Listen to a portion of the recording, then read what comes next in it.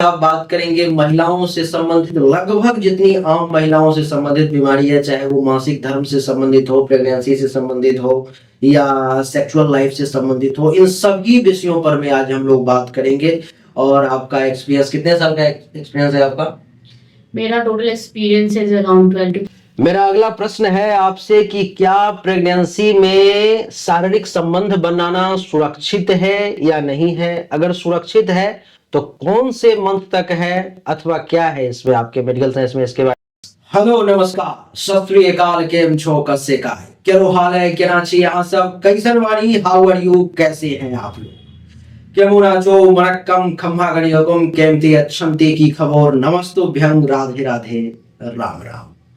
देवी और सज्जनों, आज हमारे साथ इस स्टूडियो में बैठी हुई है स्त्री एवं प्रसूति रोग विशेषज्ञ, जिन्हें मैंने बहुत रिक्वेस्ट करके कई दिनों से टाइम पे टाइम बीतता जा रहा था, लेकिन ये आ नहीं पा रही थी, अपने बिजी शेड्यूल में से समय निकाला। बात करेंगे महिलाओं से संबंधित लगभग जितनी आम महिलाओं से संबंधित बीमारी है, चाहे वो मासिक धर्म से संबंधित हो, प्रेगनेंसी से संबंधित हो या सेक्सुअल लाइफ से संबंधित हो, इन सभी विषयों पर में आज हम लोग बात करेंगे। और आपका एक्सपीरियंस, कितने साल का एक्सपीरियंस है आपका? मेरा total experience is around 12 to 13 years. बहुत लंबा एक्सपीरियंस है, 12 से 13 साल का एक्सपीरियंस है। तो जी, वाह। तो एक एक करके प्रश्न मैं पूछना शुरू करूंगा। लगभग 50 प्रश्न हैं, लेकिन देखते हैं हम लोग कि 1 से सवा घंटा के रिकॉर्डिंग में कितना आ पाता है, उतना कवर करने की कोशिश करेंगे। सबसे पहला प्रश्न है हमारा कि अनियमित मासिक धर्म क्या होता है और इसके क्या कारण है? अनियमित मासिक धर्म का मतलब है कि जनरली जो पीरियड्स होते हैं वो 30 to 27 डेज to 30 डेज के टाइम पीरियड पे आते हैं। मगर अगर किसी महिला को पीरियड्स जल्दी आ रहे हो, यानी कि 21 दिन पे आ रहे हो या उससे पहले आ रहे हो, या फिर 35 दिन या 40 दिन के ऊपर जा रहे हो, तो ऐसी अवस्था को हम अनियमित मासिक धर्म कहेंगे। और इसके प्रमुख कारण जो होते हैं वो हार्मोनल इम्बैलेंस हो सकते हैं, जैसे कि पीसीओडी की समस्या आजकल टीनेजर्स में बहुत कॉमन है। देन थायराइड की प्रॉब्लम्स हो सकती हैं, प्रोलैक्टिन हार्मोन की प्रॉब्लम हो सकती है, एक्सेसिव वेट गेन इसका कारण हो सकता है, और बाकी जनरल लाइफस्टाइल चेंजेस जो होते हैं, जैसे कि खान पान वगैरह भी मैटर करता है, स्ट्रेस, ये सब चीजें भी काफी इफेक्ट करती है। अच्छा, इसमें मासिक धर्म में कभी कभी क्या होता है कि बहुत अधिक दर्द का सामना करना पड़ता है महिलाओं को, लड़कियों को, तो उस समय में क्या किया जाए? एक तो अगर आपको बहुत अधिक दर्द का सामना मासिक धर्म में करना पड़ रहा है, तो सबसे पहले तो आप उसका घरेलू उपाय कर सकते हैं, जैसे कि हॉट रबर बैंड्स आते हैं, जिसे आप पेट पे रख के उससे पेन को रिलीव कर सकते हैं, यानी कि वो सिकाई का काम करता है। जी हाँ, लोकल सिकाई का काम करता है। दूसरी की पेन किलर्स आते हैं, जो कुछ महिलाओं को जैसे कंप्लीट 3 दिन तक 4 दिन तक वो बेड से उठ नहीं पाती है, तो वैसी महिलाओं को पेन किलर्स का यूज करना चाहिए। और अगर आपको पीरियड्स के टाइम में इतना दर्द है कि आप अपने स्कूल नहीं जा पा रहे हो या अपने कॉलेज नहीं जा पा रहे हो, तो आपको डेफिनेटली अपने गायनेकोलॉजिस्ट से मिलना चाहिए। इट मींस कि आपको कोई ऑर्गेनिक कॉज हो सकता है परेशानी। अच्छा, मासिक धर्म का अधिक या कम आना, ये कौन सी समस्या है, इसको कैसे समझा जा सकता है? मासिक धर्म का अधिक आना या कम आना, दोनों ही दो अलग अलग टाइप की समस्याएं हैं। ठीक है। मासिक धर्म का अधिक आने के कारण के काफी कारण हो सकते हैं। पहले तो हार्मोनल हो सकते हैं, जैसे कि थायराइड की प्रॉब्लम हो सकती है, कभी कभी पीसीओडी में भी ऐसी समस्याएं देखी गई हैं। पीसीओडी, आप बार बार नाम ले रही हैं, थोड़ा सा पीसीओडी को थोड़ा एक्सप्लेन कर दें। पीसीओडी एक हार्मोनल इम्बैलेंस है जो आजकल टीनेजर्स गर्ल्स में काफी कॉमन है। तो इसमें मेनली हम लोग 3 चीजें देखते हैं एक मरीज में। अगर उसका पीरियड्स इरेगुलर हो, स्पेशली इरेगुलर मींस कि अगर 21 डेज से कम में आ रहा हो या 35 डेज के ऊपर जाता हो। ठीक है। और दूसरी चीज हम देखते हैं, या तो उनको कोई साइन हो of hyper androgenism. Hyper androgenism means कि उनके फेस पे एक्ने हो या कोर्स हेयर्स हो उनके चिन पे, और नहीं तो फिर केमिकल साइंस देखते हैं, यानी कि चेहरे पे फोड़ा फुंसी वगैरह जो आ जाता है वो भी इसका साइन है वो। साइंस है। और नहीं तो इसका एक केमिकल साइंस होता है जिसमें हम टेस्ट करते हैं, टेस्टोस्टेरोन के लेवल्स देखते हैं, अगर वो चीज है। और तीसरी चीज होती है कि हमें अल्ट्रासाउंड में देखना चाहिए। अगर अल्ट्रासाउंड में कंफर्म हो रहा है कि उस पेशेंट को पॉलीसिस्टिक ओवेरियन मोर्फोलॉजी है उसकी ओवरी में, तो इनमें से कोई भी दो चीजें अगर मरीज में मिल रही हैं तो हम उसे पीसीओडी की समस्या कह सकते हैं। अच्छा, अच्छा। तो ये जो अभी आपने बताया कि मासिक धर्म का कम या ज्यादा आना, वो किस चीज का संकेत हो सकता है? वो किसी बड़ी बीमारी का या क्या, कैसे है उसका? अगर मासिक धर्म ज्यादा आ रहा है तो डेफिनेटली ज्यादा आना यानी कि ब्लड का ज्यादा आना, कम आना यानी कि ब्लड का कम आना। ठीक है। जनरली एक साइकिल में 70 to 80 ml इज नॉर्मल, और आफ्टर दैट अगर उससे ज्यादा हो रहा है तो उसको हम नॉर्मल मानते हैं। और उसका ये होता है कि उसके कारण हो सकते हैं जैसे कि फाइब्रॉइड, अगर आपके बच्चेदानी में गांठ हो। अच्छा, ठीक है, तो उस कंडीशन में भी एक्सेसिव ब्लीडिंग होती है। तो गांठ होना तो ये बड़ी समस्या है, शायद ये सुनने को मिलती है। हाँ, ये सिस्ट और गांठ एक ही होता है या दोनों अलग अलग है? बच्चेदानी जो फाइब्रॉइड होता है वो जनरली यूट्रस में मिलता है। अच्छा। और सिस्ट जो होती है वो ओवरी के अंदर मिलती है। अच्छा, दोनों दो चीजें हैं। हाँ, तो ये गांठ जो होता है ये भी एक हार्मोनल प्रॉब्लम के कारण ही होता है, जो बॉडी में एक्सेसिव हार्मोन्स के काम करने से ये गांठ का ग्रोथ होता है। गांठ होने से क्या क्या परेशानी हो सकती है? गांठ होने से एक तो एक्सेसिव ब्लीडिंग हो सकती है पीरियड्स में। ठीक है। दूसरा हैवी पेन हो सकता है ड्यूरिंग पीरियड्स। ठीक है। तीसरा, अगर वो बच्चेदानी के में ऐसी जगह पे है जहाँ वो प्रेगनेंसी को कंसीव करने में भी अफेक्ट कर सकती है। अच्छा, यानी कि गांठ के कारण भी बहुत सारे लोग जो प्रेग्नेंट महिलाएं नहीं हो पाती है, ये भी एक कारण हो सकता है। इम्पोर्टेंट कारण होता है। अगर वो बच्चेदानी के ऐसी जगह पे है जहाँ पे वो शुक्राणु को और फीमेल के एग को दोनों को मिलने में दिक्कत कर रही है, तो that is an important cause of infertility. चौथा प्रश्न मेरा ये है, ये सारे के सारे प्रश्न आम पब्लिक के लिए ही है कि पीरियड्स के दौरान साफ सफाई और स्वच्छता का ध्यान किस प्रकार से आम महिलाएं रख सकती हैं, क्योंकि अभी भी गांव में जो लोग रहते हैं उनको इसके बारे में ज्यादा जानकारी है नहीं, तो आप इसके बारे में थोड़ा बताइए। पीरियड्स के दौरान साफ सफाई और स्वच्छता का ध्यान ऐसे रख सकते हैं कि आप रेगुलरली अपने पैड्स या जो भी आप टैम्पन से जो भी यूज कर रहे हो उसको रेगुलरली चेंज करते रहना चाहिए 3 to 4 आवर्स में। जब भी वॉशरूम जाना चाहिए तो हल्का गुनगुने पानी से प्राइवेट पार्ट्स को क्लीन करें और कॉटन पैंटीज का यूज करें और रेगुलरली मतलब नहाना और अपने पर्सनल हाइजीन का ध्यान रखें। मैंने एक डॉक्टर से पूछा था इस विषय में, तो उन्होंने बताया था कुछ परेशानी हो गई थी, तो उन्होंने बताया कि गर्म पानी में थोड़ा नमक डाल करके भी अगर आप वॉश करते हो तो वो भी अच्छा काम करता है वॉशिंग में। हाँ, अल्कलाइन हो जाता है या कुछ होता है। गुनगुना पानी और उसमें अगर आप हल्का नमक, तो हम बीटाडीन जनरली एडवाइस करते हैं, वो डाल के अगर आप हल्का क्लीन करते हो उस पार्ट को तो दैट इज क्वाइट हाइजीनिक। क्या सिर्फ प्रेगनेंसी में ही पीरियड मिस होती है या इसका दूसरा भी कुछ कारण हो सकता है? नहीं, पीरियड्स नहीं आने के कई कारण हो सकते हैं। अच्छा। हाँ, जैसे कि पहले हमको बताया हार्मोनल इश्यूज होते हैं, जैसे कि थायराइड हार्मोन की प्रॉब्लम हो, प्रोलैक्टिन की प्रॉब्लम हो, उसमें हो सकता है। दूसरा कि आप एक्सेसिव स्ट्रेस ले रहे हो, उस कारण हो सकता है। अच्छा, स्ट्रेस के कारण भी मिस हो सकती है। यस, और अगर आप एक्सेसिव एक्सरसाइज कर रहे हो और एक्सेसिव वेट लॉस किया है आपने recently, that can be a reason also. खून के कमी के कारण भी होता है ऐसा कुछ या ऐसा कुछ नहीं है? खून की कमी एज सच ऐसा कोई रीजन नहीं है, डायरेक्ट रीजन नहीं है पीरियड मिस होने का। अच्छा, अगर ये मिस हो जाए तो नियमित तौर पर में घरेलू कोई उपचार जो आप बताना चाहें महिलाओं को, लड़कियों के लिए? घरेलू उपचार बेसिकली पीसीओडी और एक्सेसिव वेट गेन वाले पेशेंट्स में ज्यादा अच्छा काम करता है। अच्छा। जहां उनको रेगुलरली बैलेंस डाइट लेने की जरूरत है कि और रेगुलर एक्सरसाइज की। बैलेंस डाइट में मतलब क्या? बैलेंस डाइट में जितना अधिक फ्रूट्स और वेजिटेबल्स अपने डाइट में शामिल ऐड कर सके, जितना प्रोटीन ऐड कर सके। और प्रोटीन में तो दाल वगैरह चलेगी, दाल, पनीर, नॉन वेज वाले को अंडा वगैरह, अंडा और बाकी, लेकिन जितना कार्बोहाइड्रेट रिच डाइट हो उसको। अच्छा, कार्बोहाइड्रेट रिच डाइट मतलब हाँ। चावल वगैरह, हाँ, चावल, रोटी। रोटी भी। हाँ, रोटी भी एक इम्पोर्टेंट सोर्स है कार्बोहाइड्रेट का। अच्छा मतलब आपका जो मील होना चाहिए उसमें सब कुछ होना चाहिए। हम्म, प्रोटीन की भी मात्रा होनी चाहिए, सैलेड भी होना चाहिए, कर्ड भी होना चाहिए, दाल भी होना चाहिए।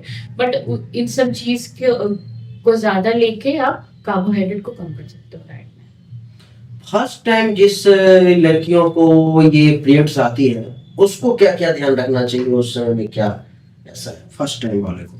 फर्स्ट टाइम जो पीरियड आता है तो कई बार कुछ लड़कियों को ये पीरियड काफी लंबे टाइम तक भी चलता है। अच्छा, 4-5 दिन से ज्यादा नहीं? हाँ, 10 से 15 दिन तक भी चल सकता है। अच्छा। तो ऐसे टाइम में कई माताएं घबरा जाती हैं कि मेरे बच्चे को पीरियड काफी टाइम चल रहा है, काफी हैवी हो रहा है। तो फर्स्ट टाइम का पीरियड हैवी हो सकता है, मगर ये पूरा सा जोर से बोलेंगे तो जा। फर्स्ट टाइम का पीरियड भी हो सकता है, मतलब ये 10 से 15 दिन तक लास्ट कर सकता है। मगर अगर ऐसे कंडीशन में आपके बच्चे की तबीयत अगर खराब हो रही है, हीमोग्लोबिन लेवल ड्रॉप हो रहा है, या फिर उसको ये कमजोरी फील हो रही है, तो आपको डेफिनेटली अपने गायनेकोलॉजिस्ट से जरूर मिलना चाहिए। वो आपको इस मामले में हेल्प कर सकते हैं कि वो ज्यादा ब्लीडिंग को कैसे कंट्रोल किया जाए। वैसे यानी कि 10 से 15 दिन तक अगर चले और ज्यादा परेशानी महसूस हो तो मिलना चाहिए। जरूर मिलना चाहिए। दोस्तों, तो अभी हमने इनसे पीरियड्स से संबंधित जितने भी प्रश्न थे लगभग 7-8 प्रश्न पूछे, जानने की कोशिश करी। अब मैं प्रेगनेंसी वाले फील्ड में अब जा रहा हूँ, उसके मामले में आपसे प्रश्न पूछने की कोशिश करूंगा डॉक्टर साहब। सबसे पहला प्रश्न है कि प्रेगनेंसी के दौरान कौन कौन से टेस्ट करवाने चाहिए जो अनिवार्य है, ये गरीब से गरीब व्यक्ति को करवाना ही पड़ेगा? प्रेगनेंसी के दौरान जब आप अपने गायनेकोलॉजिस्ट से मिलते हो तो वो आपको कम से कम स्टार्टिंग में आपका हीमोग्लोबिन, ब्लड ग्रुप और बाकी इन्फेक्शन के टेस्ट जैसे कि viral markers, HIV, HBCG, HCV और थायराइड और शुगर एंड यूरिन के टेस्ट जरूर एडवाइस करेंगे। जरूर करना ही करना चाहिए, जरूर करनी चाहिए। अच्छा, माँ को अगर थायराइड है तो इससे बच्चे के ऊपर भी कोई इफेक्ट पड़ता है? हाँ, माँ को अगर थायराइड है तो उसको जरूर सप्लीमेंट करके नॉर्मलाइज करना चाहिए, क्योंकि इससे बच्चे के मेंटल डेवलपमेंट, ग्रोथ और फ्यूचर में प्रीटर्म डिलीवरी और बच्चे के कम ग्रोथ होने का भी खतरा हो सकता है। अच्छा अच्छा अच्छा। गर्भावस्था में खान पान का क्या सब ध्यान रखना चाहिए, क्या खाना चाहिए, क्या पीना चाहिए, इससे संबंधित क्या करना चाहिए? गर्भावस्था में बेसिकली वाटर इनटेक तो 2 to 3 लीटर जरूर होना चाहिए दिन भर में, और खाने पीने में जितना ज्यादा प्रोटीन वाली चीजें अपने डाइट में ऐड कर सकें, जैसे कि दूध, दही, अंडा, पनीर, ग्रीन वेजिटेबल्स जितने हो, और बाकी आप चुकंदर और गुड़ और जितने अंकुरित अनाज हैं ये सारे जरूर ऐड करें अपने डाइट में और शामिल करना चाहिए। अच्छा, जो महिलाएं पहली बार माँ बन रही हैं उनके लिए कुछ अलग विशेष सलाह क्या रहता है डॉक्टरों का? जो महिलाएं पहली बार माँ बन रही हैं उनके लिए विशेष सलाह ये है कि आप जैसे ही आपकी प्रेगनेंसी का आपको कंफर्मेशन होता है, एक बार अपने डॉक्टर से, गायनेकोलॉजिस्ट से जरूर मिलें। ओवर द काउंटर मेडिसिन नहीं लें, और स्टार्टिंग से ही आपको एक प्रॉपर एंटीनेटल केयर की जरूरत होती है। दवाइयाँ, स्पेशल दवाइयाँ होती हैं जैसे कि फॉलिक एसिड्स, जो हमें स्टार्टिंग में ही स्टार्ट करना चाहिए। फॉलिक एसिड का क्या रोल होता है, क्योंकि ये लगभग चलता ही रहता है पूरे? फॉलिक एसिड स्टार्टिंग के 12 वीक्स में बहुत इंपॉर्टेंट है। ये बच्चे के न्यूरल ट्यूब और ब्रेन डेवलपमेंट के लिए बहुत जरूरी है। काफी सारे केसेस में ऐसा देखा गया है कि कितने पेशेंट्स में फॉलिक एसिड की डिफिशियंसी के कारण बच्चों में न्यूरल ट्यूब डिफेक्ट्स देखे गए हैं। अच्छा, मतलब और उनका ब्रेन डेवलपमेंट भी नॉर्मल नहीं होता है, और प्लस स्पाइनल कॉर्ड में न्यूरल ट्यूब डिफेक्ट्स होते हैं। कई लोग कहते हैं, अभी ये भ्रांतियां हैं या क्या है, कि डॉक्टर से जब जिन महिलाओं का इलाज शुरू हो जाता है, गांव में दवाई चलने लगती है, तो उनका नॉर्मल डिलीवरी नहीं हो पाता है, और जिन महिलाओं का डॉक्टर से संपर्क नहीं होता है या दवाई नहीं लेते हैं, उनका नॉर्मल डिलीवरी जरूर हो जाता है। ये तो एक मिथ है, या आप भी समझ सकते हो, क्योंकि जो अगर आप बिल्कुल भी डॉक्टर से नहीं मिलो तो जैसे कि मैंने स्टार्टिंग में आपको बताया कि फॉलिक एसिड का ट्रीटमेंट स्टार्टिंग से होना चाहिए। तो कई कई लोग ऐसे होते हैं गांव में जो बिल्कुल भी डॉक्टर से कांटेक्ट नहीं होता है, वो अल्ट्रासाउंड भी नहीं करा पाते हैं। तो ऐसे कंडीशन में कई बार देखा गया है कि आखिरी समय में बच्चे में काफी प्रॉब्लम्स निकल के आते हैं। तो एक तो स्टार्टिंग से डॉक्टर से मिलना तो बहुत ही या ऐसा भी होता है कि डॉक्टर कोई ऐसा मेडिसिन दे देते हैं जिससे कि नॉर्मल डिलीवरी ना हो, उसको ऑपरेशन ही करना पड़े? नहीं, ऐसा कोई डॉक्टर नहीं कर सकता। डॉक्टर जो भी देते हैं वो प्रेगनेंसी में जो दवाइयाँ इम्पोर्टेंट है वही दी जाती है। अब जैसे आप देखो कि मेरा जो पहला मैं आपसे कंसल्ट भी कर चुका हूँ और कर रहा हूँ लगातार, पिछले 7-8 महीने संपर्क में हूँ। फर्स्ट टाइम जब मेरी वाइफ प्रेगनेंसी में थी तो जिस डॉक्टर से मैं कंसल्ट कर रहा था, नाम नहीं लूंगा क्योंकि वो भी वीडियो देखती है हमारी, उनके यहाँ पर मैं एक बार में कम से कम 10,000 रुपये का तो दवाई वो देती थी मेडिसिन। आपके यहाँ पर मैं देख रहा हूँ जो 1500 से 2,000 रुपये तक का महीना का मेडिसिन देती है। मेरे संपर्क में जो डॉक्टर है, मैंने उनसे भी पूछा, कहा कि हाँ इतना ही जरूरी है, इसके अलावा देने की जरूरत नहीं है। तो क्या आप ऐसा कहना चाहेंगी जो डॉक्टर जिसका खुद का क्लिनिक है या दवाई का दुकान है वो इस प्रकार से कुछ एक्स्ट्रा डोज वगैरह देते हैं? इस पे पर्सनली मैं कमेंट नहीं करना चाहती, बिकॉज ये अब पर्सनल इशू है सबका अपना, आप कैसे पेशेंट्स को डील करते हो। बाकी मेरा है कि मुझे जितना सही लगता है कि मरीज के लिए इतनी जरूरत है मैं उतने मेडिसिन देती हूँ। और नहीं, आम लोग भी जो लोग ये वीडियो देख रहे होंगे, अगर वो इस प्रकार से किसी हॉस्पिटल में गए होंगे तो उनको ये अनुभव जरूर हुआ होगा कि एक बार में कम से कम 8 से 10,000 रुपए का दवाई तो दिया जाता है। और डॉक्टर का खुद का दुकान होता है दवाई का, वहां पर में आपको 1% का छूट भी नहीं होगा, जहां नॉर्मल दुकान में 10% डिस्काउंट भी हो जाते हैं, लेकिन डॉक्टर के यहाँ छूट भी नहीं होगा 1 पैसा का। और ये मेरा खुद का साल भर का अनुभव है। मैंने 1.5 से 2 लाख रुपए, मेरा फर्स्ट जब पहला बच्चा हुआ तो उसमें मैंने खर्च किए केवल दिखाने में डॉक्टर को। और आपके यहाँ पर में मुझे मतलब ऐसा लग रहा है कि पैसा लग नहीं रहा है, बहुत कम 1,000-2,000 रुपया का महीने में दवाई जा रहा है, बहुत कम फीस है, 300 रुपये इनका फीस। दिल्ली में जितने भी लोग हैं, अभी पॉडकास्ट आप देखें, मात्र 300 रुपये फीस इन्होंने रखे हैं। लास्ट में इन्होंने शुरू में वैसे अपना एड्रेस वगैरह दे दिया, मैं इनका नंबर भी दूंगा, आप लोग ऑनलाइन भी कंसल्ट कर सकते हो। जो लोग मिलने के लिए आने में सक्षम हो आकर के मिल भी सकते हो। बहुत अच्छा, यानी कि फालतू का एक भी मेडिसिन नहीं देते। हम लोग आगे बढ़ते हैं। महिलाओं में आजकल एक बड़ी समस्या आ गई है कि गर्भ में ठहराव नहीं हो पाता है, वो गर्भ धारण नहीं कर पाती है। मेरे पास में, मैं एस्ट्रोलॉजर हूँ, तो उसमें ज्यादातर केस इस प्रकार के ही आते हैं कि संतान नहीं हो रहा है। तो इसके क्या कारण है? आपके मेडिकल साइंस में क्या कहते हैं आपका? गर्भ का ठहराव न रहने के दो कारण हो सकते हैं। एक तो उसको ब्रॉडली 2 कैटेगरीज में डिवाइड करते हैं, एक मेल कॉजेज हो सकते हैं, दूसरा फीमेल कॉजेज। अच्छा, तो सबसे पहले हम फीमेल कॉजेज पे जाते हैं। फीमेल कॉजेज में अगेन इट इज हार्मोनल। सबसे पहले हार्मोन के प्रॉब्लम्स के कारण हो सकता है। दूसरी चीज हो सकती है कोई आपको एनाटॉमिकल कॉज हो, यानी कि यूट्रस में कोई रसौली हो, या फिर जो आपकी यूट्रस की लाइनिंग हो वो प्रॉपर नहीं बन रही है। और तीसरा रीजन हो सकता है कि आपका जो पीसीओडी की समस्या हो सकती है तीसरी, जिसमें आपका रेगुलर जो होता है वो एग नहीं बन रहा है। हाँ, एग जो होता है बनता तो है बट वो अंडेदानी से निकलता नहीं है। अच्छा। नहीं, तो एक ये रीजन हो सकता है। और चौथा रीजन हो सकता है कि आपकी ट्यूब्स में प्रॉब्लम। अच्छा, क्योंकि कभी भी एक हेल्दी प्रेगनेंसी के लिए हमें अंडा प्रॉपर अंडा बनना इम्पोर्टेंट है, और ट्यूब्स पेटेंट होनी चाहिए, और आपकी यूट्रस की लाइनिंग प्रॉपर होनी चाहिए, और तभी एक हेल्दी। किसी भी महिला को गर्भ धारण करने के लिए इसमें कोई ये है कि इतना स्पर्म चाहिए या कुछ इस प्रकार का कुछ, या ऐसा कुछ नहीं है? हाँ है, इसमें भी। इसलिए हम मेल्स इनफर्टिलिटी के बारे में बात करी थी। तो उसमें जब भी हमें ऐसा लगता है कि फीमेल में सब कुछ नॉर्मल है, तो definitely we go for male parameters. तो हस्बैंड का सीमेन एनालिसिस किया जाता है, उसमें प्रॉपर काउंट होता है, 15 to 16 मिलियन के ऊपर नॉर्मल माना जाता है, नीचे को कम मानते हैं। तो थोड़ा सा जोर से बोलिए थोड़ा सा। हाँ, तो उसमें कई सारे पैरामीटर्स होते हैं। हस्बैंड स्पर्म के एनालिसिस में भी उसके अकॉर्डिंग भी रीजंस होते हैं ठीक है। इनफर्टिलिटी के, मेल इनफर्टिलिटी के।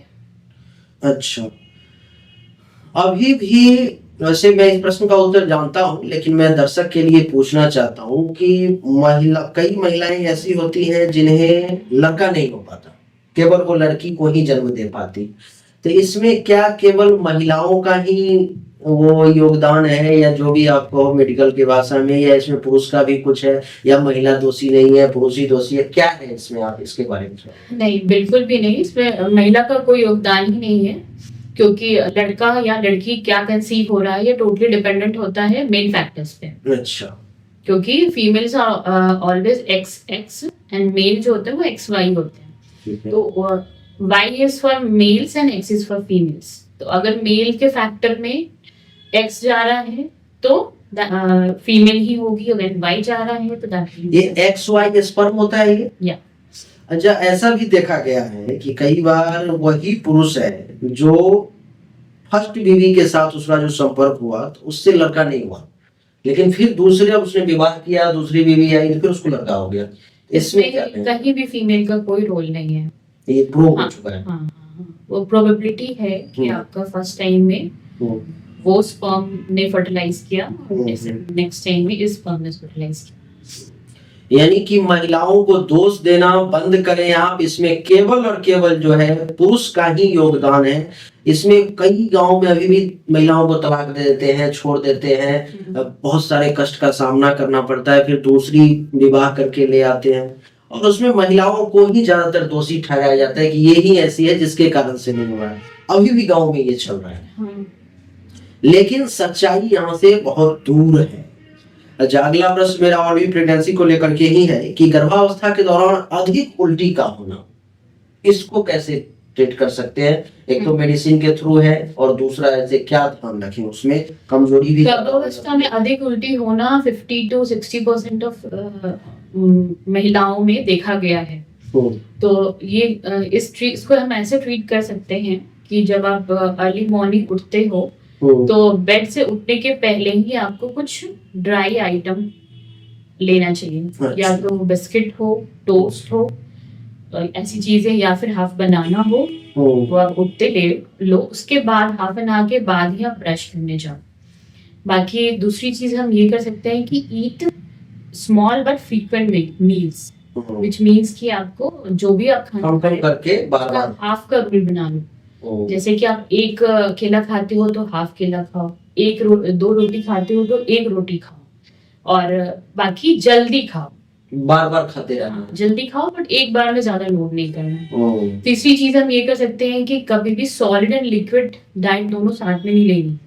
जैसे कि आपने कुछ सॉलिड खाया तो उसके हाफ एन आवर या 45 मिनट्स के बाद ही कुछ लिक्विड लीजिए। यानी कि पानी वगैरह नहीं पीना है, दूध वगैरह साथ में नहीं लेना है, कुछ भी नहीं लेना, फिर उल्टी की समस्या और बढ़ती है। बाकी जनरली इन सब चीजों से मरीजों को आराम मिल जाता है, बट इन केस अगर इसके बाद भी आपको आराम नहीं मिल रहा और बहुत ज्यादा उल्टियां आ रही हैं तो डेफिनेटली अपने डॉक्टर से जरूर मिलिए। वो आपके नेसेसरी ब्लड टेस्ट कराएंगे, जिससे हम इसका कारण पता कर सकते हैं। तो कभी कभी ट्विन प्रेगनेंसीज में, मोनो प्रेगनेंसीज में एक्सेसिव वोमिटिंग की समस्या होती है, तो डॉक्टर अकॉर्डिंगली आपको उसके लिए मेडिसिन प्रेस्क्राइब कर सकते हैं।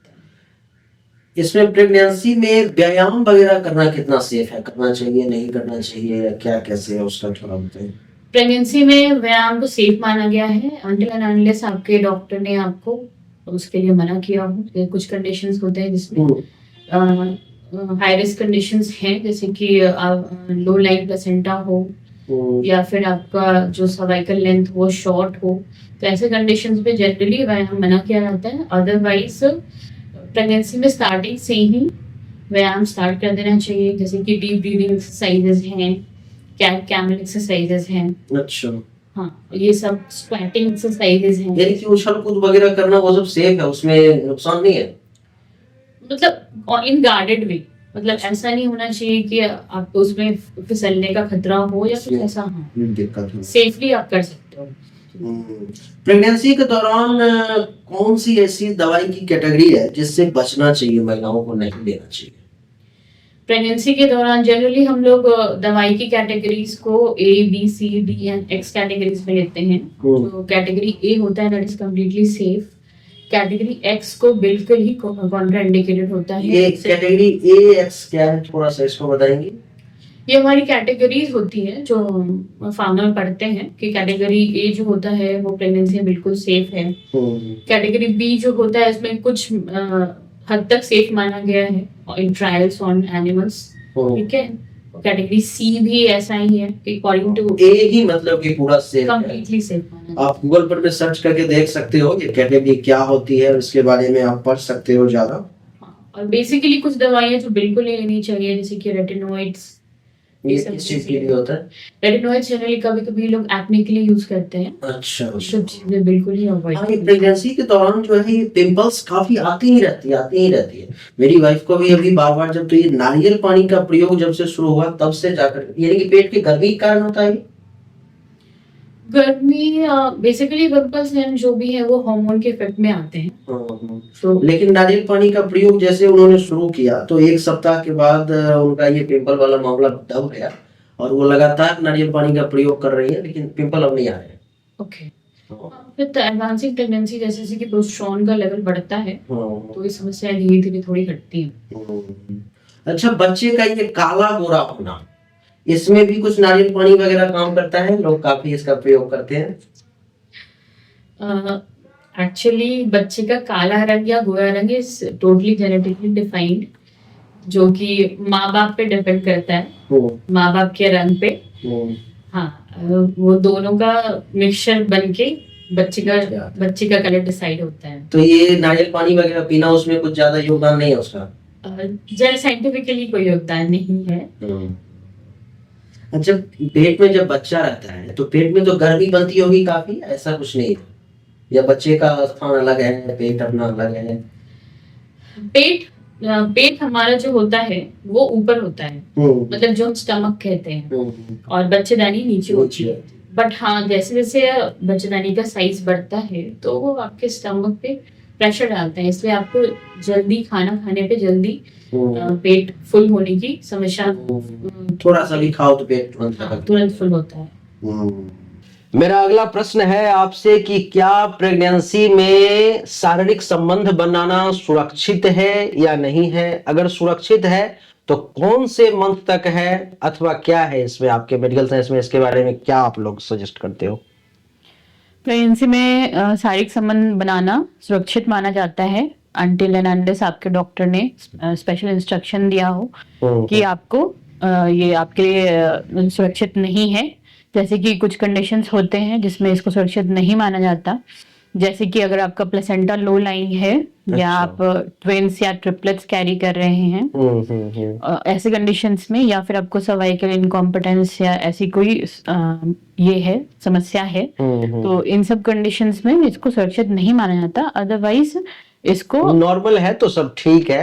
यानी कि इसमें कुछ महीने वगैरह हैं, 7 मंथ 8 मंथ या 9 मंथ तक, या इसका कोई ये ऐसा कुछ भी नहीं है? कोई ऐसा लिमिट नहीं है। बेसिकली ये भी माना गया है कि ये नॉर्मल डिलीवरी की के लिए अच्छा है, को स्टार्ट कराने में भी हेल्प करता है। अच्छा, नॉर्मल डिलीवरी के लिए अब हम लोगों का प्रेगनेंसी से संबंधित जो ऊपर के प्रश्न थे वो समाप्त हुए।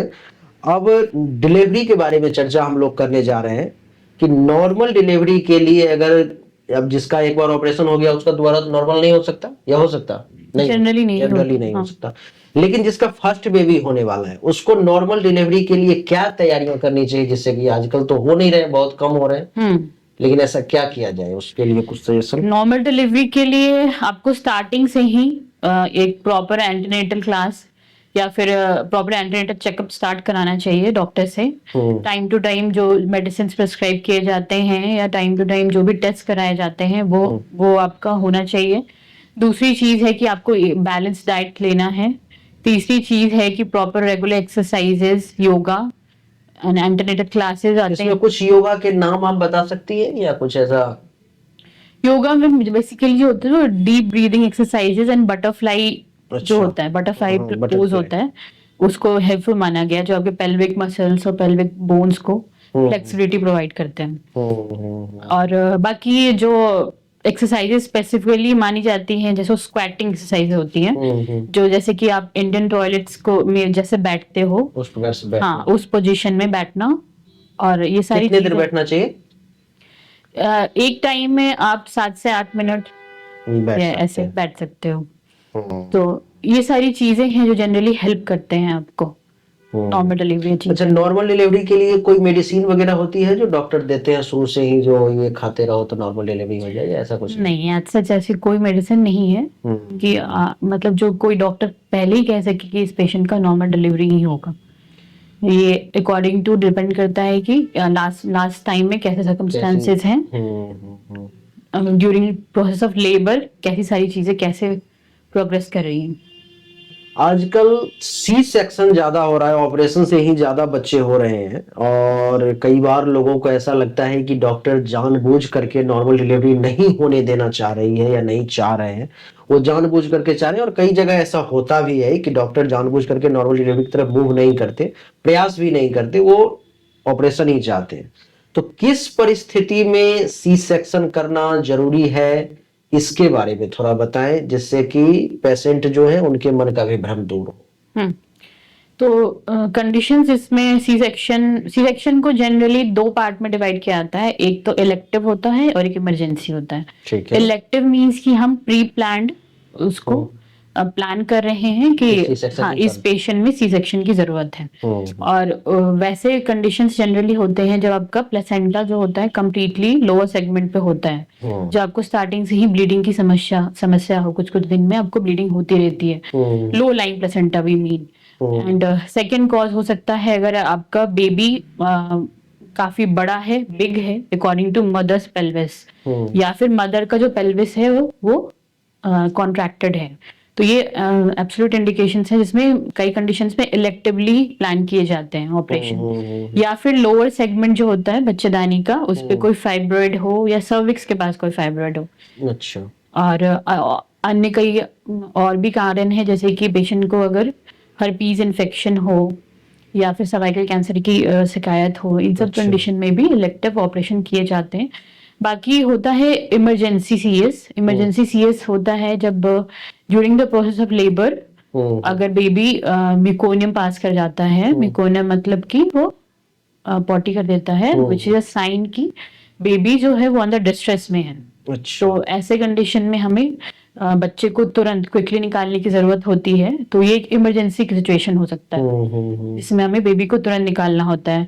बाकी इलेक्टिव में और भी कारण हो सकते हैं, अगर बच्चा जो उल्टा हो, आड़ा हो, तो ये सब भी कंडीशंस हैं जिसमें बच्चा जैसे पेट में उल्टा होता है तो उसको डॉक्टर के द्वारा सीधा भी किया जा सकता है, किया जाता है, ऐसा कुछ है? ऐसे कुछ कुछ मैन्युवर माने जाते हैं जिससे कि बच्चे को ऊपर से घुमा के सीधा किया जा सकता है, but they are rarely successful. और उसमें बाकी आवरनाल पे चोट लगने और ब्लीडिंग का भी खतरा होता है, तो दे आर ऑब्सोलीट नाउ, वो आजकल नहीं किए जाते हैं। ज्यादा जो है सो जो बच्चे नॉर्मल डिलीवरी से बाहर आते हैं वो ज्यादा मानसिक तौर पे मजबूत होते हैं, या जिनको ऑपरेशन से निकाला जाता है वो मजबूत होते हैं, या इसका कोई लेना देना नहीं है उससे? एज सच दोनों में ही बहुत ज्यादा डिफरेंस नहीं है, दोनों ही बच्चे हेल्दी होते हैं। बट जनरली माना गया है कि नॉर्मल डिलीवरी जो बच्चे पैदा होते हैं वो उनमें थोड़ा बेटर प्रोग्नोसिस होता है, क्योंकि उनमें कुछ कंडीशंस होते हैं जो ट्रांजिएंट टैकिपनिया ऑफ न्यूबॉर्न, जो सांस लेने की टेम्पररी प्रॉब्लम होती है, वो नॉर्मल डिलीवरी में कम होती है। अच्छा। ये कंडीशंस जनरली सीएस में जब बच्चे निकाले जाते हैं तो उसमें देखा गया है। और तो ये मेन डिफरेंस होता है। अभी ज्यादातर जो है बच्चे जिसके भी ऑपरेशन से होते हैं उनमें से ज्यादातर को 5-6 दिन के बाद जॉन्डिस हो जाती है। ऐसा क्यों होता है और इससे क्या बचा भी जा सकता है? स्टार्टिंग के 10 डेज 7 to 10 डेज में जो जॉन्डिस होती है उसको ब्रेस्ट फीडिंग जॉन्डिस कहते हैं। तो वो बेसिकली जब बच्चा मदर का फीडिंग स्टार्ट करता है तो उसको ये जॉन्डिस होती है। तो इसको जनरली पैथोलॉजिकल नहीं माना जाता, मतलब कि ये बेसिकली नॉर्मल प्रोसेस माना जाता है। अच्छा, उसको तो ज्यादा हाँ, अगर जब तक कि एक लेवल से ज्यादा उसका बिलिरुबिन का लेवल ना पहुंच गया हो। और इसको प्रोटेक्ट करने के लिए जनरली डॉक्टर्स बच्चे को सनलाइट में रखने की सलाह देते हैं। सनलाइट में, और आजकल कहते हैं गांव में जैसे कि शीशा में डाल के रखना, या शीशा में डाल के रखना, यानी कि अंदर में कुछ उसका ट्रीटमेंट करते हैं, कुछ फोटोथेरेपी, हीट वगैरह हाँ। देते हैं वो, उस हिसाब से वो करते हैं। जैसे मेरे वाले को हो गया था, जैसे ही छठा दिन डॉक्टर ने छोड़ा कि अब आप घर जा सकते हो, तो बच्चे को जैसे ही चेक करवाया डॉक्टर के यहाँ, फर्स्ट दिन वो फाइन था, और 6 डे उसको बताया कि नहीं, इसको जॉन्डिस हो गया, इसको इसमें रखना पड़ेगा। तो Okay. ये आप यानी कि बच्चे के जन्म से पहले उसकी माताजी को कुछ ऐसा दवाई नहीं दिया जा सकता जिससे कि ये परेशानी ना हो? ऐसा नहीं, जैसे कि आपको मैंने बोला कि ये फिजियोलॉजिकल होता है, हम्म। मतलब ये नॉर्मल फिनोमेनन माना जाता है जब तक ये एक लेवल से ऊपर ना चला जाए। तो अच्छा, डिलीवरी के बाद रिकवरी होने में कितना टाइम लगता है लोगों को? डिलीवरी के बाद रिकवरी डिपेंड करती है कि आपकी नॉर्मल डिलीवरी हुई है या सिजेरियन हुआ है, और बाकी नॉर्मल डिलीवरी में थोड़ी रैपिड रिकवरी है कंपेयर टू नॉर्मल डिलीवरी में तो 1 ही 2 दिन में छोड़ देते हैं डॉक्टर, ठीक है, 1-2 दिन में छोड़ देते हैं, बट स्टिल दोनों में ही 4 to 6 वीक्स का टाइम लगता है, जो सारे चेंजेस अब बॉडी में फीमेल के आए हैं उसको नॉर्मलाइज होने में एटलीस्ट। क्या डिलीवरी के बाद पेट को कम करने के लिए कोई एक्सरसाइज, कोई दवाई, और पेट पर में कुछ जो वो हो जाते हैं, कुछ दाग वगैरह हो जाते हैं ना, क्या कहते हैं उसे, कुछ हो Stretch जाते हैं, mark। हाँ, ये सब जो हो जाते हैं वो ठीक हो सकती है? इसके लिए कुछ किया जा सकता है? हाँ, बाकी डिलीवरी के बाद जो आपका पेट होता है उसको कम करने के लिए जनरली डॉक्टर्स आपको एब्डोमिनल बेल्ट्स एडवाइस करते हैं, जो आफ्टर 7 to 10 डेज जनरली आप इसको यूज कर सकते हो डे टाइम में, और बाकी लेटते टाइम में उसको निकाल देते अच्छा, वो बेल्ट काम करती है? हाँ, क्योंकि वो मसल्स को थोड़ा सपोर्ट करते हैं, तो एनी हाउ मसल थोड़ा स्ट्रेंथन होते हैं। और बाकी आपका एक्सरसाइजेस भी काफी हैं, जो टमी टोनिंग एक्सरसाइजेस होती हैं, पेल्विक टमी टोनिंग एक्सरसाइजेस हैं जो आप कर सकते हो उसको और कम वो करने के जो लिए। स्ट्रेच मार्क जिसको कहते हैं, वो मार्क जो आ जाती है, चिन्ह जो हो जाती है, स्ट्रेच मार्क्स के लिए भी एक तो आप स्टार्टिंग से ही जो डॉक्टर्स की एडवाइस में रह के उसके लिए जो क्रीम्स होते हैं वो अप्लाई करना स्टार्ट कर सकते हो प्रेगनेंसी के टाइम में ही। ऐसे वो कंडीशन 100% ठीक होती है क्या? 100% तो ठीक नहीं होती है। बहुत सारे पेशेंट्स में ठीक हो भी जाती है, बहुत में नहीं होती है। उसमें लेजर ट्रीटमेंट लेना कितना सुरक्षित है? लेजर ट्रीटमेंट आप ले सकते हो, उससे तो वो ठीक हो आफ्टर जाती है। डिलीवरी तो कोई प्रॉब्लम नहीं है, आप ले सकते हो। अब हम लोग बात करेंगे गर्भ निरोधक और परिवार नियोजन के बारे में। इस पर में 5-7 प्रश्न हैं जो आम पब्लिक के हैं, वही मैं आपसे जानना चाहूंगा। सुरक्षित गर्भ निरोधक तरीके कौन कौन से हैं, उसके बारे में थोड़ा सा आप आम पब्लिक को जानकारी दें। सुरक्षित गर्भ निरोधक तरीके अगेन 2 पार्ट्स में डिवाइडेड हैं, एक फीमेल रिलेटेड और एक मेल रिलेटेड। ठीक है। ठीक है, फीमेल्स के लिए आप जो नॉर्मल बोलचाल की भाषा में आप जानते हो माला एंड माला डी, जो ओरल कॉन्ट्रासेप्टिव पिल्स होते हैं, जो आपको रोज एक टैबलेट लेने होते हैं सेम टाइम पे फॉर तो ये 21 टैबलेट डेज। कितना सुरक्षित है, लेना ठीक रहता है, इसका कोई साइड इफेक्ट नहीं है? सुरक्षित है, उसके लिए भी कुछ अलग अलग चीजें हैं, जैसे कि आपको पेशेंट की प्रॉपर हिस्ट्री लेनी जरूरी है कि पेशेंट को कोई क्योंकि अनकंट्रोल। अब आप ये देखो कि अच्छा, पहले आप ये बता दो कि गर्भ धारण करने के लिए किसी भी महिला को जो है कब से कब शारीरिक संबंध बनाने का वो पीरियड है, और कब वो सुरक्षित है, पहले ये थोड़ा आप बता दो। गर्भ धारण करने के लिए अगर आपका पीरियड्स रेगुलर है, 30 डेज की साइकिल है आपकी, तो रेगुलर है 28 डेज या 30 डेज जो भी है, तो आपका जो 30 डेज होता है 30 डेज माइनस 14 करो आप, तो इट्स अराउंड 16th। अगर 28 डेज की साइकिल है 28 डेज माइनस 14 करो, इट्स अराउंड डे 14th। तो ये आपका 14 से 16 डे का पीरियड होगा जो मोस्ट इम्पोर्टेंट होगा आपके लिए, यानी कि जिस दिन किसी महिला को पीरियड आता है उस दिन से लेकर के 16 दिन का जो समय है, वो समय, उस समय में अगर इस प्रकार की चीजें होती हैं तो वो कंसीव करेंगी। It depends upon the cycle length. अच्छा, और 16 दिन के बाद का जो पीरियड है उसमें वो सुरक्षित है, अगर किसी को, अगर बच्चे का भी इच्छा नहीं है, अगर आपकी 30 डेज की साइकिल है तो हाँ। अच्छा अच्छा, अब आप बताओ कि ये जो गोली के बारे में आप बता रही थी, तो ये गोली अगर डेली अगर कोई लेगा तो उसको इसका नुकसान नहीं है? एज सच इसके कुछ कॉन्ट्रा इंडिकेशंस हैं, वो रूल आउट होना चाहिए। जैसे कि अगर किसी को अनकंट्रोल बीपी है, अनकंट्रोल हाइपरटेंशन है, या कोई पेशेंट स्मोक कर रही है और मोर देन 35 ईयर्स ओल्ड है, या फिर उसको माइग्रेन की समस्या है, तो इन सब कंडीशन में जनरली ये पिल्स को नहीं देना चाहिए। बाकी अगर patient is normal otherwise then कोई खास साइड इफेक्ट्स इसके नहीं देखे गए हैं। माइल्ड मूड चेंजेस होते हैं, ब्रेस्ट टेंडरनेस होता है, नोजिया, वॉमिटिंग, ये सब देखा गया, वेट गेन देखा गया।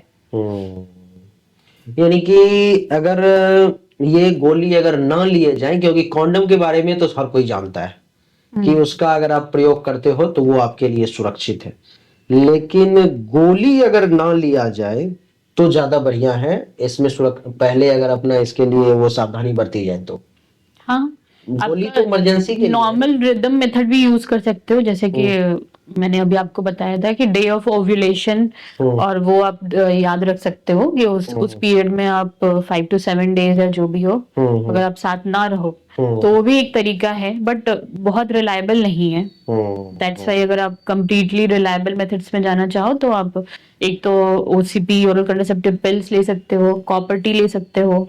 ये कॉपर टी और हार्मोनल आईयूडी क्या है, इसमें क्या अंतर है? कॉपर टी, हार्मोनल आईयूडी भी एक आईयूडी, कॉपर टी भी एक आईयूडी ही है। आईयूडी क्या होता है? इंट्रायूटेराइन डिवाइसेस, इट मींस, जिसमें कि डिवाइस छोटा सा रॉड जैसा एक डिवाइस होती है जिसको हम यूट्रस के अंदर डालते हैं। अच्छा। और जब ये यूट्रस के अंदर जाता है तो ये अंदर एक ऐसा एनवायरनमेंट क्रिएट करता है, अच्छा। जिससे कि कभी भी अगर आप फर्टिलाइजेशन होता है तो बच्चा वहां पे, मतलब फीटस वहां कंसीव नहीं हो सकता। अच्छा। वो ऐसा एनवायरनमेंट क्रिएट करता है वहां पे। और कॉपर टी क्या होता है? Copper T is also intrauterine device only, but इसमें होता है कि ये कॉपर टी पीने वाला वायर्स नहीं होता है टी? ये चाय जैसे पीते ये वो नहीं नो, इट होता इज है। कॉल्ड कॉपर टी बिकॉज ये टी शेप में होता है। अच्छा। और इसके जो आर्म्स होते हैं उसमें कॉपर वायर्स लगे होते हैं, तो अच्छा। बेसिकली ये कॉपर रिलीज करता है, जिस कारण से अंदर का एनवायरनमेंट ऐसा बनता है कि आपको कंसीव नहीं होता। आईपीएल भी वही होता है जो अभी आपने गोली सब के बारे में बताया, ये सब एक ही है या आईपीएल अलग है? IPL is different. जैसे आईपीएल है कि अगर आपका अनप्रोटेक्टेड इंटरकोर्स हो गया है और अब आप उसके लिए कुछ करना चाहते हो कि नहीं प्रेगनेंसी कंसीव ना हो, तो ये आपके लिए इमरजेंसी कॉन्ट्रासेप्शन का मेथड तो ये है। दोनों दो चीजें आपने जो पहले जो टेबलेट बताई, हाँ, वो अलग है और वो ये है अलग। पहले वाला तरीका है जब आप ट्राई कर रहे हो कि बच्चा कंसीव ही ना हो। ठीक है। ठीक है, इसमें है इमरजेंसी, इन केस कंसीव हो, मतलब अगर फर्टिलाइजेशन वो होता है गोली कितने देर के अंदर मिलना चाहिए? उसको आपको 72 आवर्स के अंदर लेना चाहिए। ठीक है। और ये आईपीएल के बारे में जो बता रही हैं आप, वो बता रही हैं कि उससे अलग है, ये क्या है, इसके बारे में थोड़ा सा ज्यादा बताएं। आईपीएल जो होता है वो इमरजेंसी कॉन्ट्रासेप्शन है। अच्छा। इट मींस कि अगर आप अभी बेबी प्लान नहीं करना चाहते हो, बट आपको जो फर्टाइल पीरियड मैंने आपको बताया, डे 14 या डे 16 के अराउंड आपका अनप्रोटेक्टेड इंटरकोर्स हो जाता है, और आपको ये समस्या है या आपको ये लग रहा है कि हो सकता है कि बच्चा कंसीव हो जाए, ठीक है, तो वैसे कंडीशन में विद इन 72 आवर्स आप ये टैबलेट ले सकते हो। तो फिर दोनों में अंतर क्या हुआ? वो भी 72 घंटे के अंदर लेने की बात है, ये भी 72 घंटे के अंदर। ये आईपीएल ही 72 घंटे के अंदर लेने की चीज है। और आप जो बता रही थी एक और, वो ओरल कॉन्ट्रासेप्टिव पिल है। अच्छा। जो आप फर्टिलाइजेशन को ही रोकता है। अच्छा, ये अगर फर्टिलाइजेशन हो जाता ये होने के बाद का हाँ, है। हाँ, हाँ। और वो अच्छा, ये अंतर है। पुरुषों के लिए कौन से गर्भ निरोधक उपाय हैं? उसमें तो एक कॉन्डम ही है, उसके अलावा तो और कुछ नहीं है। हाँ, कॉन्डम है, बाकी दोबारा आप परमानेंट मेथड यूज कर सकते हो, स्टरलाइजेशन कर सकते हो। उसको क्या कहते हैं? उसको परिवार नियोजन जिसको कहते हाँ, हैं। परिवार नियोजन का, फैमिली प्लानिंग, परिवार नियोजन, फैमिली प्लानिंग ऑपरेशन, ये भी काफी अच्छा माना गया है। ये हाफ एन आवर का प्रोसीजर होता है। एक बार अगर कोई ये करवा लेता है और मान लो कि उसका कभी मन होता है कि नहीं इसको मैं हटवाऊं, तो हटवाया जा सकता है? हाँ, दोबारा इसको ज्वाइन भी कराया जा सकता है। अब हम लोग बात करेंगे महिला जननांग संक्रमण और उनके बीमारी के बारे में। उनके प्राइवेट पार्ट से संबंधित अगर कोई भी बीमारी होती है तो उसको लेकर के 7-8 प्रश्न है मेरे पास में, जो आप ही के हैं, उस पर मैं चर्चा करने की कोशिश करूंगा मैं। ये ल्यूकोरिया सफेद पानी की समस्या महिला में क्यों होती है, इसका क्या कारण है और इसका क्या समाधान है? लिकोरिया या सफेद पानी की समस्या जनरली हर हर महिला में थोड़ा ना थोड़ा सफेद पानी आता है, बट इन केस अगर उसमें आपको स्मेल हो, इचनेस हो साथ में, या फिर बहुत ज्यादा एक्सेसिव डिस्चार्ज हो, तब उसको अब नॉर्मल माना जाता है। ठीक है। और इसका मेन कारण जो होता है वो होता है इन्फेक्शन, जैसे कि या तो आपके वजाइना में इन्फेक्शन हो जिसको वेजिनाइटिस कहते हैं, या फिर आपके सर्विक्स में इन्फेक्शन हो जिसको सर्विसाइटिस कहते हैं। और आजकल बहुत सारे केसेस में ये भी होता है कि एक्सेसिव यूज ऑफ केमिकल्स के कारण गुड बैक्टीरिया जो होते हैं हमारे मर जाते हैं। वजाइना में, वो मर जाते हैं और that is replaced by pathogenic organisms. तो वो भी एक इम्पोर्टेंट कारण है इन्फेक्शन कॉज करने का। इससे बचने का उपाय? इससे बचने का उपाय ये है कि आपको एक तो पर्सनल हाइजीन मेंटेन करनी है, कि कॉटन पैंटीज यूज करनी चाहिए और रेगुलरली क्लीन करना चाहिए, और मेंस्ट्रुएशन के टाइम में प्रॉपर हाइजीन मेंटेन करनी चाहिए। और बाकी कुछ भी डॉक्टर से कब कंसल्ट करना चाहिए इस मामले में? डॉक्टर से कंसल्ट करने की आवश्यकता तब है जब वो आपको डिस्चार्ज बहुत ज्यादा हो, थिक कर्ड जैसा डिस्चार्ज आ रहा हो, और वो बहुत ज्यादा ही ईची हो, और डिस्चार्ज का कलर या ग्रीनिश और ग्रेइश हो और बहुत ज्यादा स्मेली हो। तो ऐसे कंडीशन में आपको सर्टेनली अपने डॉक्टर से जरूर मिलना चाहिए। ये जो सफेद पानी का आना जो है, ये आने के बाद और क्या-क्या समस्या हो सकती है? इसके क्या मतलब परेशानी हो सकता है इससे? सफेद पानी ज्यादा होना एक इंडिकेशन है इन्फेक्शन का, जो आपके जैसे मैंने बताया वेजिनाइटिस, सर्विसाइटिस इम्पोर्टेंट कारण हो सकता है। अगर इस इन्फेक्शन को नहीं ट्रीट किया गया तो ये इन्फेक्शन ऊपर तक जा सकती है, और that can cause pelvic inflammatory disease, PID। UTI क्या होता है? यूरिनरी इन्फेक्शन जो होता है ये क्या होता है और इससे बचने के क्या उपाय हैं? यूटीआई कंडीशन है जिसमें यूरिन और में आपके इन्फेक्शन होता है, तो वो आपके ब्लैडर के लेवल पे या फिर आपके ये होता है तो कैसे, क्या होता है इसमें? इसका सिम्टम्स ये होता है कि आपको बार बार यूरिन पास करने का मन करता है, आपको यूरिन पास करने टाइम में जलन होती है, और बाकी कभी कभी पेशेंट्स को फीवर भी महसूस किया है पेशेंट्स ने। और बाकी इसके बचने के तरीके ये हैं कि आपको पानी बहुत सारा पीना चाहिए, at least 2 to 3 litres water intake should be there. Urine बहुत टाइम तक होल्ड नहीं करना चाहिए, और बाकी आपको पर्सनल हाइजीन और क्लीनलीनेस का ध्यान रखना चाहिए। कोई भी पब्लिक टॉयलेट यूज करने के पहले इसका ध्यान रखें, और जब भी क्लीन करें अपने प्राइवेट पार्ट्स को तो आगे से पीछे की तरफ क्लीन करें। पीसीओडी के बारे में अभी आप बार बार चर्चा कर रही थी, पीसीओएस और पीसीओडी में क्या अंतर है? पीसीओएस और पीसीओडी में डिफरेंस ये है कि PCOD is mostly is a term that is use for कि आपकी ओवरी में जो चेंजेस आ रहे हैं और आपकी साइकिल्स में जो चेंजेस आ रहे हैं, that is polycystic ovarian syndrome disease. And syndrome is जब उसके साथ एसोसिएटेड बाकी और भी काफी चीजें होती हैं जो आपके बॉडी को अफेक्ट करते हैं। अच्छा। जिसको मेटाबॉलिक सिंड्रोम भी कहते हैं, जिसमें कि आपका इंसुलिन का रेजिस्टेंस भी होता है साथ में बॉडी में, अनकंट्रोल्ड डायबिटीज होती है पेशेंट्स को, और बाकी future risk of endometrial hyperplasia और कैंसर का भी रिस्क होता है ऐसे पेशेंट्स को, और फ्यूचर में कार्डियक डिजीज का भी प्रॉब्लम हो सकती है। अच्छा, वेजाइनल इन्फेक्शन क्या होता है, इससे कैसे बच सकते हैं? वजाइनल इन्फेक्शन वजाइनल इन्फेक्शन जो होता है वो वेजाइनाइटिस होता है। जैसे कि मैंने आपको बताया वजाइना में इन्फेक्शन है तो उसको वेजाइनाइटिस कहते हैं। इसका इम्पोर्टेंट कॉज तो है कि ये 2-3 टाइप के ऑर्गेनिजम्स होते हैं, जैसे कि बैक्टीरियल वेजिनोसिस होता है, कैंडिडियासिस होता है, ट्रिकोमोनास। ये 3 टाइप के इन्फेक्शन बेसिकली देखे गए हैं। तो इनसे बचने के लिए फर्स्ट ऑफ ऑल ये कैंडिडियासिस जो है वो डायबिटिक पेशेंट्स में बहुत कॉमन देखा गया है, तो आपको एक बार इसकी स्क्रीनिंग जरूर करानी चाहिए अगर आपको रिपीटेड कैंडिडा इन्फेक्शन हो रहा हो। अच्छा। कई बार शुगर की प्रॉब्लम होती है पेशेंट्स में, तो ये रिपीटेड देखा जाता है। दूसरा, जैसे मैंने बताया कि बहुत एक्सेसिव यूज ऑफ केमिकल्स नहीं करना चाहिए प्राइवेट पार्ट्स पे, that also changes the local flora, जिस कारण से बैक्टीरियल वेजिनोसिस का खतरा होता है। बाकी मल्टीपल सेक्सुअल पार्टनर्स नहीं और करने चाहिए। हाँ, ये सब भी अवॉइड करने चाहिए। एचपीवी वायरस क्या है और ये कैसे क्या करता है, इसके बारे में थोड़ा बताइए।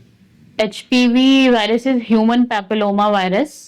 ये एक टाइप का वायरस है जिसको माना गया है कि ये सर्वाइकल कैंसर और कैंसर ऑफ पेनिस, वल्वा, इन सब ओरल, इन सब में भी इसको माना गया है, इसका मेन कल्प्रिट माना जाता है। अच्छा। और ये जनरली जो ये इन्फेक्शन जो होता है ये टेम्पररी होता है, मगर इन केस अगर ये इन्फेक्शन आपको लॉन्ग टर्म होता है तो that can cause CIN and that can future lead to cervical cancer. तो इससे बचा कैसे जा सकता है, इसके बारे में बताइए। इससे बचने के भी सेम तरीके हैं कि आपको पर्सनल हाइजीन मेंटेन करना है। दूसरा है कि आप मल्टीपल सेक्सुअल पार्टनर्स नहीं होने चाहिए। और कभी कभी बहुत अर्ली एज एट इंटरकोर्स या क्वाइटस करने पे भी इससे इन्फेक्शन के चांसेस बढ़ते हैं। एक मैंने पढ़ा है, एक बीमारी है एंडोमेट्रियोसिस, ये क्या होता है और इसका क्या इलाज है? आम भाषा में इसको थोड़ा समझें। एंडोमेट्रियोसिस बहुत कॉमन है, काफी पेशेंट्स आजकल इससे ग्रसित हैं। ये बेसिकली चीज ये है कि हमारी जो यूट्रस होती है उसकी एक लाइनिंग होती है। कभी कभी ये यूट्रस की लाइनिंग आउटसाइड यूट्रस हो जाती है, जैसे कि आपकी ओवरी में जाके ये लाइनिंग्स वहां पे इम्प्लांट हो गई, या फिर आपके अदर ऑर्गन्स होते हैं जैसे कि आपका कोलॉन होता है, सीकम होता है, रेक्टम होता है, इन सब जगह जाकर भी इम्प्लांट हो सकती है। तो जब ये वहां जाकर इम्प्लांट होती है तो जैसे जैसे हार्मोन्स का इफेक्ट होता है, यूट्रस की लाइनिंग बनती है, वैसे ही ये वहां भी ग्रोथ इसका स्टार्ट हो जाता है। तो जब ये ग्रोथ स्टार्ट होता है तो पेशेंट को काफी सारे सिम्टम्स होते हैं इससे रिलेटेड, जैसे कि पेशेंट्स को एक्सेसिव पेन हो सकता है ड्यूरिंग मेंस्ट्रुएशन, और डिस्पैरियूनिया यानी कि शारीरिक संबंध बनाने के टाइम में बहुत अधिक दर्द हो सकता है। और बाकी तीसरी चीज होती है वो जो बहुत इंपॉर्टेंट है, दैट इज इनफर्टिलिटी। अच्छा, ये बहुत ही इम्पोर्टेंट कारण है आज के डेट में इनफर्टिलिटी का। तो ऐसे पेशेंट्स को बहुत ही शीघ्र कंसीव करने का ट्राई करना चाहिए, बिकॉज इफ इट इंक्रीजेस या बहुत ज्यादा बढ़ जाती है तो मुश्किल है, ये बहुत डिफिकल्ट होता है इसमें कंसीव करना। कुछ लोगों को क्या होता है कि बार बार एबॉर्शन कराना पड़ता है, तो क्या ये बार बार एबॉर्शन कराना गर्भ धारण करने में आगे परेशानी का कारण बन सकता है? हाँ, बार बार अबॉर्शन कराना कभी कभी आगे गर्भ धारण करने में भी परेशानी कर सकता है, स्पेशली अगर ये आपके यूट्रस की, अगर आप बार बार DNC का प्रोसीजर कराते हो और ये आपकी यूट्रस की लाइनिंग को अगर डैमेज कर देता है। तो अगर आपकी यूट्रस की लाइनिंग डैमेज होती है तो आगे फ्यूचर में एक बीमारी होती है एशनमैन सिंड्रोम, वो बनने का खतरा होता है, जिस कारण से आपको फ्यूचर में कंसीव करने में प्रॉब्लम हो सकती है। तो आपको बचना चाहिए इससे। इसके लिए आपको पहले जो उपाय बताए गए हैं, टैबलेट वगैरह, वो आप ले सकते हो, वो आपके लिए ठीक है। अब डॉक्टर साहब, ये हमारा चैप्टर खत्म हुआ। अब अगला चैप्टर जो हमारा है इसमें मेनोपॉज के बारे में है। ये मेनोपॉज के बारे में थोड़ा सा बताएं। और मेनोपॉज जो होता है जनरली हम इसे तब कहते हैं जब किसी महिला का पीरियड्स कम से कम 1 साल तक कंटिन्यूअसली नहीं आता है। 1 साल तक? यस, तब हम उसको डेफिनेटली कहते हैं कि this female has achieved her menopause. और अदरवाइज इसको हम हार्मोन से भी पता लगा सकते हैं। कुछ हार्मोन्स के टेस्ट होते हैं जिसके लेवल से हम आइडेंटिफाई कर सकते हैं कि this patient is going in menopause. 1 साल तक किसी महिला को पीरियड ना, ये तो 40 वर्ष या 50 साल के बाद ही होता होगा, उससे पहले भी होता है? लगभग इंडियन पॉपुलेशन में 47 to 48 ईयर्स माना गया है। उससे पहले अगर हो रही है तो ये बीमारी है। हाँ, उससे पहले अगर हो रही है तो उसको प्रीमेच्योर ओवेरियन फेलियर कहते हैं। अच्छा। मतलब कि आपकी ओवरी जो है वो टाइम के पहले ही हम्म। खराब हो गई है। आपका जो मेडिकल साइंस है वो क्या कहता है, किस उम्र तक महिला मां बन सकती है? किस उम्र तक महिला माँ बन सकती है, दैट डिपेंड्स कि आपका पीरियड्स कब तक चल रहा है। हम्म। जो जनरली इंडियन पॉपुलेशन में 47 to 50 ईयर्स तक का होता है। तब तक मां बनने के चांसेस रहते हैं हाँ। उसके। क्या मेनोपॉज के बाद हड्डियां कमजोर हो जाती हैं? हाँ, मेनोपॉज के बाद हड्डियां कमजोर होने का खतरा, ऑस्टियोपोरोसिस जिसे कहते हैं, देखा गया है। क्योंकि जब तक आपका रेगुलर पीरियड्स रहते हैं तब तक आपके शरीर में हॉर्मोन्स होते हैं जो कि आपके बोन्स का ध्यान रखते हैं। मगर आप जैसे ही मेनोपॉज अचीव करते हो तो आपका धीरे धीरे बोन्स में वो हार्मोन की कमी के कारण बोन्स कमजोर होने का खतरा होता है, और ओल्ड एज में फ्रैक्चर्स का भी अच्छा। रिस्क काफी बढ़ जाता है महिलाओं इसीलिए में। हड्डियों में दर्द वगैरह भी जल्दी होने लगता है उसके बाद। हाँ, हड्डियों में दर्द तथा अगर आप प्रॉपर डाइट और प्रॉपर सप्लीमेंट्स नहीं लो तो ओल्ड एज में फीमेल्स में फ्रैक्चर्स का खतरा बहुत ज्यादा होता है। मेनोपॉज में और कौन कौन सी परेशानी का सामना करना पड़ता है महिलाओं को? मेनोपॉज का जो टाइम होता है, आखिरी 1 साल या होने के बाद या होने के पहले का टाइम होता है, उसमें जनरली महिलाओं को hot flushes, mood swings, excessive sweating. Hot flushes क्या हुआ, समझ में नहीं आया। हॉट फ्लशेस मींस कि वो उनको सडनली बहुत ज्यादा गर्मी लगने लगती है, अच्छा। तो उसको हॉट फ्लशेस कहते हैं। मूड का स्विंग्स होता है, चिड़चिड़ापन तुरंत होता है। गुस्सा में आ जाना तुरंत। हाँ, नहीं। स्वेटिंग बहुत होने लगती है सडनली। स्वेटिंग मतलब? स्वेटिंग मतलब पसीना आना। पसीना। और बाकी उनको वजाइनल ड्राइनेस और यूरिन में जलन और इन सब की तकलीफ भी होती है। इसमें हार्मोन थेरेपी सुरक्षित है लेना मेनोपॉज में? हार्मोन थेरेपी इन सब कंडीशन में सुरक्षित माना गया है। हार्मोन थेरेपी के बारे में थोड़ा सा पहले बताएं। Hormone therapy is basically aimed की, मतलब जब मेनोपॉज होता है तो पेशेंट को जो ये समस्याएं होती हैं, हॉट फ्लशेस या वजाइनल ड्राइनेस है या फिर एक्सेसिव स्वेटिंग हो रही है, तो ये जनरली इसलिए होता है कि सडनली आपकी बॉडी से जो हॉर्मोन्स थे वो सडनली चले गए। अच्छा, तो उसको हार्मोन्स को दिया जाता है तो उसको हार्मोन रिप्लेस किया जाता है बॉडी में, जिससे कि महिला को ये सारी चीजें होनी बंद होती हैं थोड़ी। तो ये इसको भी सेफ माना गया है, बट वही है कि बहुत लॉन्ग टर्म तक इसको नहीं लेना चाहिए। स्टार्टिंग में जब तक 2-3 साल तक, जब तक आपको इससे ये करना हो तब तक आप ले सकते हैं। दोस्तों, तो हमारा एक और अध्याय अब समाप्त हुआ। अब हम लोग बढ़ रहे हैं महिलाओं के लिए ब्रेस्ट हेल्थ के बारे में जानकारी प्राप्त करेंगे, क्योंकि ये सब आज ऐसी बातें मैं कर रहा हूं जिसके बारे में लोग चर्चा नहीं करना चाहते, लोगों को पता नहीं है और दिग्भ्रमित हो जाते हैं। लेकिन डॉक्टर साहब भी इन सभी विषयों पर में बिल्कुल सही तरीके से आपको जानकारी दे रही हैं। तो इस मामले में मेरा पहला प्रश्न ये है कि आजकल डॉक्टर साहब महिलाओं में स्तनों में गांठ की समस्या काफी ज्यादा आ रही है, तो क्या इससे कैंसर भी हो सकता है? इससे बचने का क्या तरीका है, कैसे इससे बच सकते हैं, कारण क्या है होने के, इन सभी बातों के बारे में आप बताएं। आजकल महिलाओं में ब्रेस्ट लंप या गांठ गांठ का की समस्या काफी देखी जा रही है।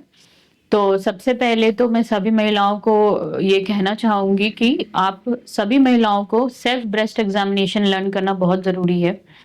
वो है कि या तो नहाते टाइम या जब भी आप फ्री हो तो आप सेल्फ एग्जामिनेशन करो। उसमें अगर आपको कोई गांठ फील हो रहा है या फिर कोई स्किन आपके आउटसाइड निपल के अराउंड या कुछ भी स्किन में चेंजेस हैं या कोई डिस्चार्ज आ रहा हो, तो ऐसे कंडीशन में आपको अपने डॉक्टर से मिलना बहुत ही जरूरी है। और गांठ के विषय में मैं बोलना चाहूंगी कि अगर गांठ आपका बहुत ही सॉलिड सा हो, जिसमें कोई पेन नहीं हो रहा हो, साथ में आपके डिस्चार्ज भी आ रहा हो निपल से, कुछ ब्लड मिक्स डिस्चार्ज हो, या फिर आपकी आउटसाइड की जो स्किन होती है वो ऑरेंज का जो पील होता है उस टाइप का कुछ हो रहा हो, तो ये ज्यादा खतरनाक हो सकता है। ये आपको एक ये होती क्यों है गांठ, इसके बारे में थोड़ा जानकारी अगर दे सकते हो।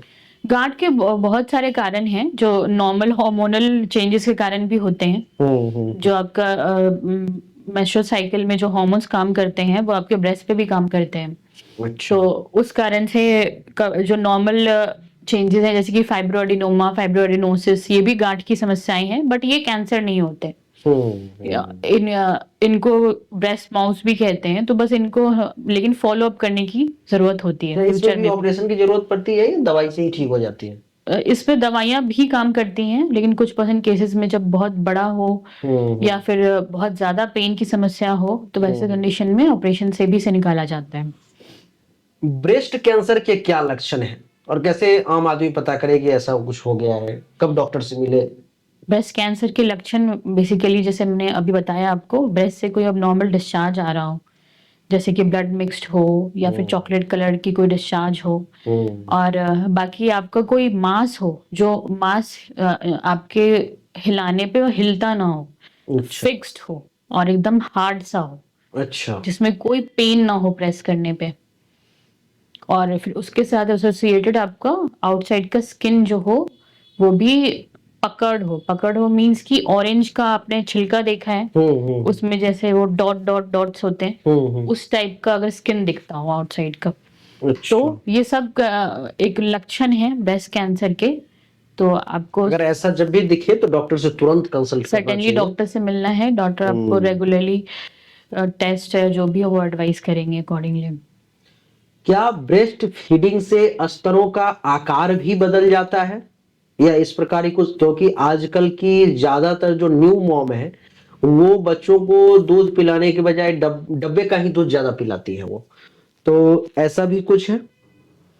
नहीं, ऐसा कुछ नहीं देखा गया है कि ब्रेस्ट फीडिंग से आकार में कोई चेंज आता है, पर टेम्पररी सैगिनेस और वो होता है जो with proper exercise and proper well fitting undergarments use करने से नॉर्मल हो जाता है।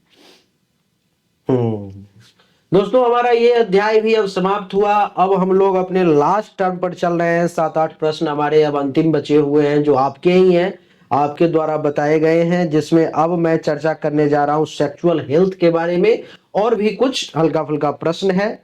इसमें सबसे पहला प्रश्न है कि क्या यौन संचारित रोग जो है केवल और सुरक्षित संबंधों से ही ये एसटीडी होती है या इसके अलावा भी कुछ कारण हो सकते हैं? नहीं, कई सारे एसटीडीज हैं जो जरूरी नहीं है कि वो सेक्सुअली ट्रांसमिटेड ही हों। वो कई बार जैसे कि बॉडी फ्लूइड्स, ब्लड, उसके थ्रू भी ट्रांसमिट होते हैं। तो अगर कई लोग रेजर्स, शेविंग ये शेयर करते हैं, उससे उससे भी ये ट्रांसमिट होने का खतरा हो सकता है। और माँ से उसके अनबॉर्न चाइल्ड को भी ट्रांसफर होने का खतरा हो सकता है। और अच्छा। कुछ हैं जो आपको ब्लड ट्रांसफ्यूजन के थ्रू भी ट्रांसफर होने का खतरा हो सकता है। यानी कि जैसे इसमें बीमारी एक एड्स आती है, तो एड्स नाम की जो बीमारी है वो बिना सेक्सुअल रिलेशन के भी वो फैल सकती है? हाँ, फैल अच्छा। सकती है, जैसे क्योंकि ब्लड बॉर्न भी होता है। तो अगर आप कहीं भी ब्लड ट्रांसफ्यूजन कराया आपने जो संक्रमित हो, उसके थ्रू भी हो सकता है। ये वेजाइनल ड्राइनेस क्या होता है और इससे कैसे बचा जा सकता है? वजाइनल ड्राइनेस है कि जनरली जो वजाइना होता है उससे म्यूकस का प्रोडक्शन होता रहता है, जिससे कि जो भी अंदर इन्फेक्शन हो वो भी क्लियर होता रहता है। अंदर में वजाइना के अराउंड जो भी इन्फेक्शन होता है उसको क्लियर करता है। बट कुछ कुछ महिलाओं में विथ एज जो होता है वो वजाइना में ये म्यूकस एडेक्वेट म्यूकस प्रोडक्शन नहीं होता, जिसको वजाइनल ड्राइनेस कहते हैं। ये एक इम्पॉर्टेंट सिम्टम है मेनोपॉज का भी। अच्छा। हाँ, इसका समाधान क्या है? इसका समाधान है कि बेसिकली बहुत सारे लोग वजाइनल क्रीम होते हैं जो अच्छा। ईस्ट्रोजन क्रीम्स होते हैं वो एडवाइस किए जाते हैं, जिससे कि normal vaginal elasticity and dryness की समस्या से थोड़ा बचा जा सकता है। बचाव तो होता है। इसमें भी तो गाइनोलॉजी के डॉक्टर से ही मिलना होता है या स्किन के डॉक्टर से? नहीं, गायनोकोलॉजिस्ट ही। गाइनोलॉजी। ये हार्मोनल इम्बैलेंस जो होता है इसमें वजन बढ़ने के चांसेस भी रहते हैं हाँ और संतुलित हार्मोन के कारण? हाँ, actually it's other way around कि कभी कभी ज्यादा वेट गेन के कारण बॉडी में हार्मोनल इम्बैलेंस स्टार्ट होता है। इससे और कौन कौन सी परेशानी आ जाती है? अगर असंतुलित हार्मोन आती है तो क्या क्या परेशानी आती है? बॉडी में अगर असंतुलित हार्मोन है असंतुलित हार्मोन है तो आपका साइकिल्स रेगुलर नहीं होगा, और या तो बहुत कम हो सकता है, पीरियड कम हो जाए या फिर बहुत ज्यादा हो सकता है। ठीक है। और तीसरी समस्या है कि आपको इनफर्टिलिटी की समस्या हो सकती है वैसे अच्छा, कंडीशन में। पीसीओडी वगैरह भी सब इसी में है। हाँ, हार्मोनल रिलेटेड ही होंगे वो सारे। तो तीसरी ये प्रॉब्लम भी हो सकती है। तो इट्स अदर वे अराउंड कि अगर आपका वेट बहुत ज्यादा बढ़ रहा है तो आपके शरीर में हार्मोन्स की समस्याएं स्टार्ट हो सकती हैं। साथ में आप इंसुलिन रेजिस्टेंस भी हो सकता है बॉडी में, जिस कारण से आप डायबिटीज की तरफ भी जा सकते हो।